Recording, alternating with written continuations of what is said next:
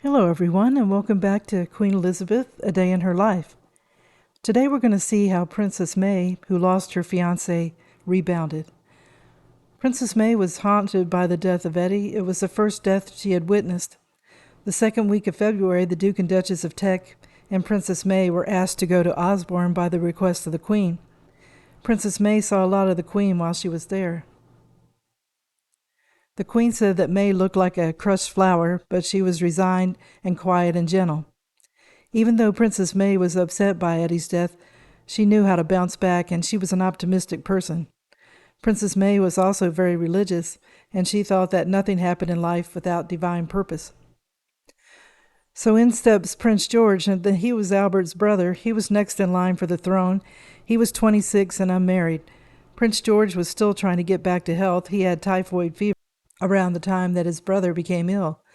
George's nerves were shattered by Eddy's death, and he had insomnia. If something happened to Prince George, his sister Louise would be heir presumptive. Her husband was the Duke of Fife, and they had a daughter. This meant that she wouldn't be a good choice for a queen regent. It was important for George to get married and have a family. The idea came that Princess May should be with Prince George. It was a delicate subject. It wasn't brought up to May at this time, nor was it brought up between the Wales and the Teck families. Princess May wasn't dumb, and she was a bit embarrassed by the idea. In March 1892, Princess May's parents took her overseas to recuperate from her grieving. When they suggested that they go back to England, May wasn't ready. Even though she resisted, this didn't discourage any relations from trying to set them up. They knew she was dutiful and patriotic, and they also knew she had always liked her cousin, Prince George. Once they returned home, Princess May got back to her normal routine. Princess May started to hang out with the Wales family. She went out with her cousins in the wagonette along the downs, and she went shopping with Prince George and played bezique with him every evening. Prince George loved his brother Eddy, and he talked to Princess May about his darling boy, which he called his brother. Prince George used Prince Eddy's pen to write letters with for the rest of his life. And during this time, Prince George and Princess May started to get closer. Princess May in 1892 decided she wanted to go to the south of France. About this time, the Wales family was to be there too. Prince George years ago had never been that enthusiastic about his cousin May. The death of Prince Eddy brought them together, but now on the rebound, Prince George felt he had seen enough of Mary for the moment. To him, it seemed indecent that the Duchess of Teck was bringing her daughter near the Wales family. Prince George's father was determined, too, about May and George getting married. He thought the Teck family, though, shouldn't be so close together while they were in France. Duchess Mary, she was having fun there, but the Duke of Teck wasn't having a great time, and May wrote that that was normal for him to be that way.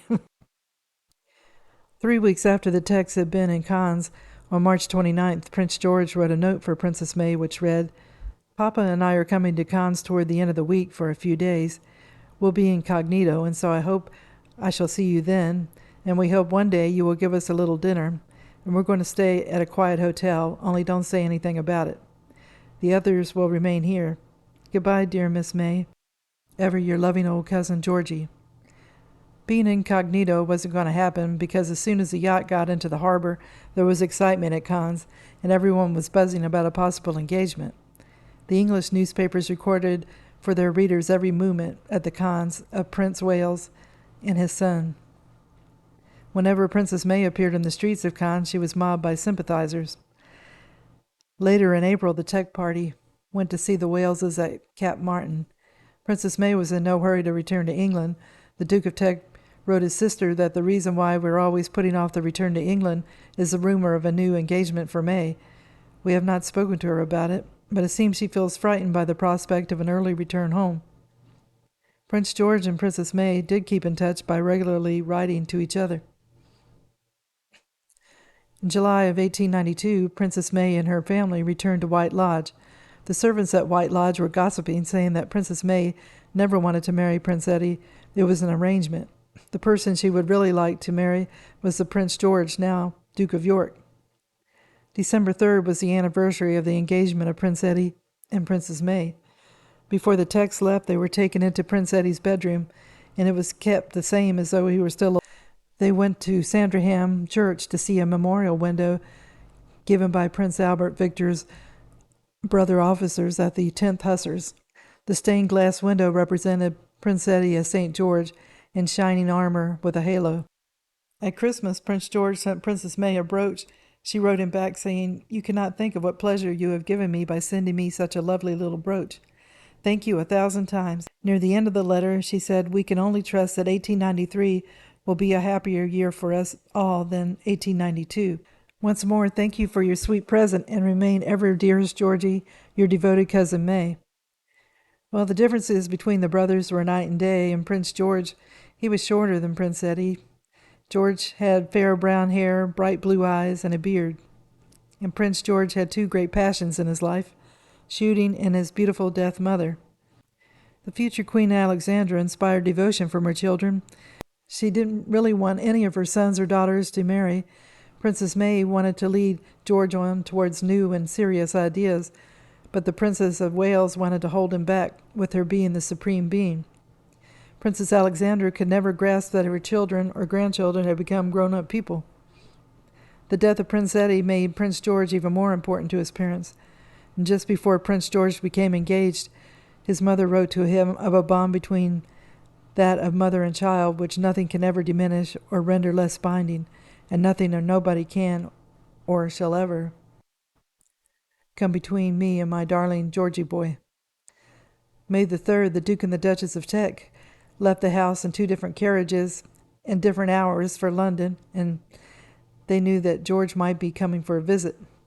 Princess May had arranged to go to tea that day with her cousin Princess Louise, the Duchess of Fife, at Sheen. Princess May found Prince George in the company of his sister, Princess Louise, his brother-in-law, and the newly born Fife baby, Princess Maud. Things were a little tense, and then Princess Louise said, Now, Georgie, don't you think you ought to take May into the garden to look at the frogs in the pond?" Beside the pond, Prince George proposed to his cousin Mary of Teck, and she accepted.